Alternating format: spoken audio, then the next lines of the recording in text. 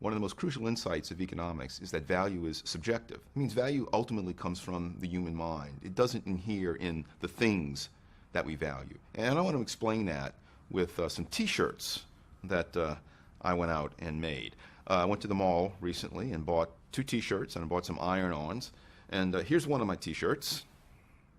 It's of a revolutionary who's famous from Cuba, Che Guevara. And another t-shirt of one of my heroes, Milton Friedman. Now these t-shirts both cost me about the same amount of time to make, same amount of money. So in terms of what I spent, the resources that went into these t-shirts, it's the same. But you know what? The value of the Che t-shirt is in fact a lot higher to most people than is the value of the Milton Friedman t-shirt. If for some reason Che falls out of favor in the public mind, the value of the Che t-shirt falls. If the value of Milton Friedman's image rises, if people come to really like Milton Friedman, the value of the Friedman t-shirt increases. But the point is, objectively, physically, these t-shirts, this one and this one, are largely identical. The only difference is the image on the front. This is a nice thing about subjective value. Our values do differ. I would not be caught on the street wearing a Che t-shirt because I think he was a scoundrel.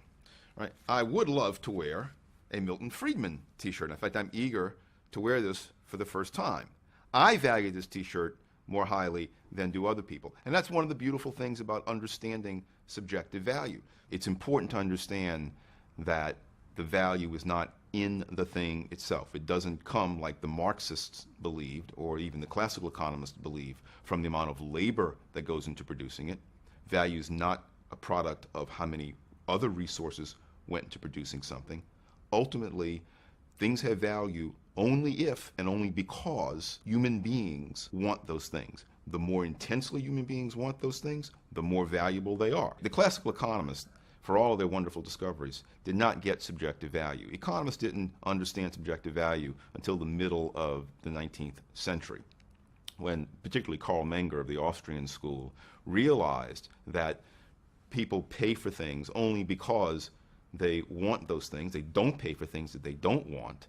And so the value that people have in their minds for the things they buy, that value gets transmitted through money prices into the market prices of the goods and services. One implication of subjective value is that you can't tell me that the fact that I prefer the Milton Friedman t-shirt to the Che Guevara t-shirt means that I'm wrong.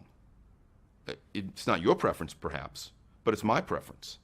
And because you can't read my mind and I can't read your mind, the best you can do is say, well, if I prefer the Friedman t-shirt to the Guevara t-shirt, then in fact the Friedman t-shirt to me is more valuable. If you prefer the Guevara t-shirt to the Friedman t-shirt, then the best I can conclude is that the Guevara t-shirt to you is more valuable than the Friedman t-shirt.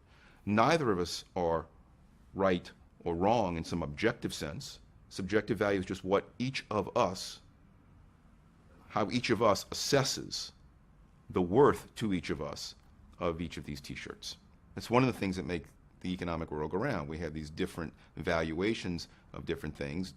We express our valuations and how much we're willing to pay.